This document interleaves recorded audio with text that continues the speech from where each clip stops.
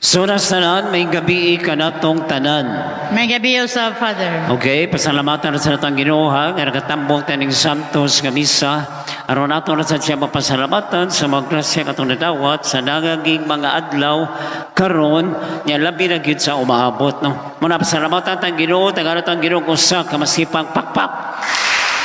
Dili usara. So sa makaisa pa, binabati ko pa rin ang mga nagmamahal hanggang ngayon. Kinsa man, ang gasolina, ang tubig, kuryente o plete. Paita. Antod karon mahal maghihapon, pero sa ngilad kay ilang chance, no? Ang tanong kung kabantay mo, ang kalibutan giingon nga naumol o gibuhat pinaagi sa gugma.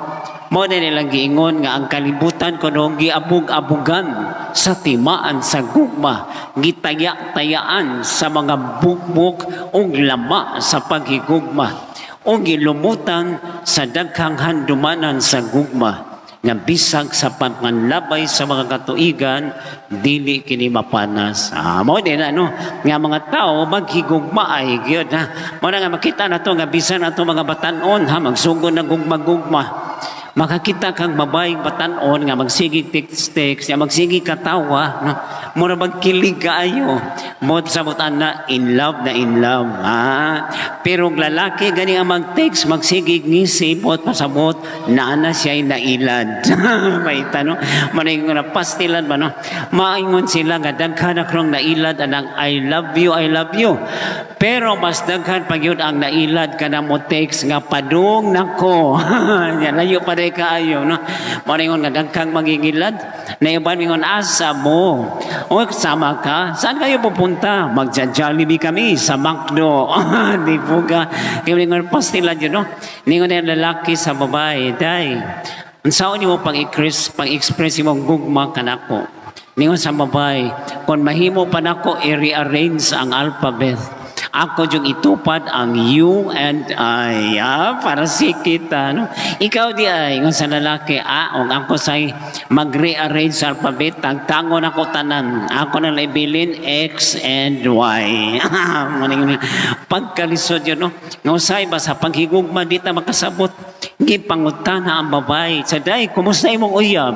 Kung ibutang na to sa color, unsa man, pareha ba sa eleksyon, nga na'y puwa, na'y pink, na'y blue, na'y white, siya akong gugma maroon. Nanong maroon man? Kasi meron na siyang iba. Ikaw di ay siya gray. O bakit gray? Kay siya gray hapon. Huwag yun may listi mo na. Mo na nga gugma no say, makalibog jud usay makalingaw. Mo na nga sa itong ebanghelyo karon, mo sa niyang gibuhat ni Jesus. Gipangutana si Pedro, imo ba kong gigugma sa makatulong nga higayon? O sa matag, tubag ni Pedro nga oo, tubagon sa Ginoo at pimana ang akong mga karnero. Kung natong tanawon, gituyo ni si Ginoo ha, para mabawi ang gihimo sa ni Pedro nga si Jesus iyang dinay, wa niya ang kuna sa katulusan kahigayon. Aron si Pedro makamhibaog yun ang mahigmata nga doon na yun angay buhaton para ipamatuod sa itong gugma at timana ang akong karnero. Sabot, doon na yun atimanon. Kung kita, tinuod nga na gugma. No? Dili ba ta magmaro-maro? No? So sa babae, hindi ko siyang uyap siya dong. Kuha sa akong opisina. Laday, wala ba'y gasolina akong motor. Wala ko'y kwarta. Wala pa akong allowance. So lano, ako rin mauntang usa sa balay. Ay, napali ko'y kwarta na ipit sa akong bulsa. Pagkamaro ba, no? Mao na nga sa itong gugma, kinalang tininuod. O mo na gipadayag ni Jesus, ha? Sa diyang iyan ang nasukod nga nagtininuod ang gugma ni Pedro, unsa man yung gisulti, sunod ka na ko. Follow me. Mauna ni ikaduang higayon nga ningon ang Ginoo kang Pedro ha. Sunod ka nako kay sa una gitawag naman sila daan. Sunod ka mo kanako.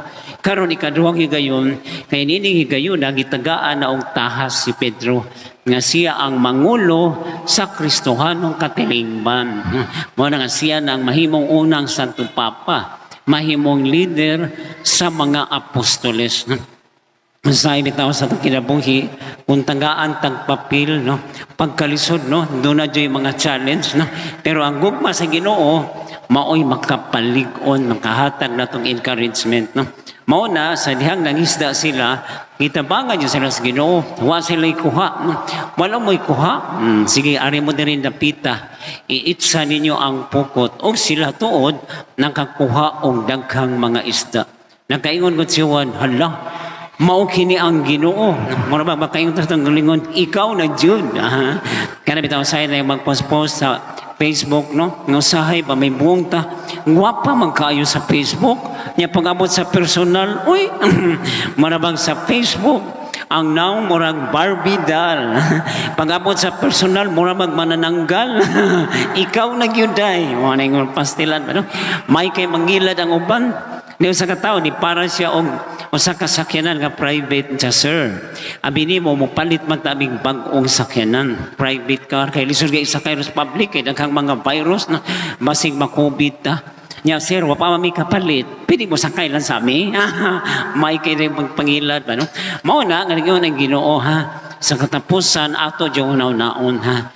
Nga siya gayod, no? Ang hatag ka nato o gugma o pag-atiman. Mo nang atong sabton ang iyang mga lihok, no? Dito sa kababay, no? Nga naay nag-propose nga lalaki o giingnan siya daan, ha? Sus, kay pag-propose na niya sa adlaw, ang gihatag ibising-sing, gitagaan manog munyika. Pwede yan sukuha, gikuha munyika, gilabay. Sus, gisaw, kalit sa laki, pagsaw niya, nagian siya sa truck, namatay. Kung sadyang gilubong na siya, gikuha nila ang munyika. Ang katuloy munyika, talking doll, musulti di ay. O nisulti ang munyika, I love you. Could you please get the ring in my pocket? Narade sa bulsa sa munyika. Ang muna mag sa Ginoo ba, no? Naghang blessing in this guys, nga ihatag na to, nga usahay di na to masabtan. Pero importante unta, nga atong matuman ang iyang mga kasuguan, kung atong matubag ang iyang kagustuhan. Kung muna na kong hagit karon nato sa Ginoo, ha? Nga sa itong kinabuhi, doon ay mga higayon nga kita tawgon para sa usa katahas, sa usa kamisyon. Ang ato mga pagdawat siyang kabubuton, kay sa owahi, matanggaan na kita sa ganti, nga may atong ipangita ang ganti sa kaluwasan. Nya mo itong iampo sa itong misa karon ha. Atong hinunuman sa kanunay, God is good and God is love. No matter what, He will always be there.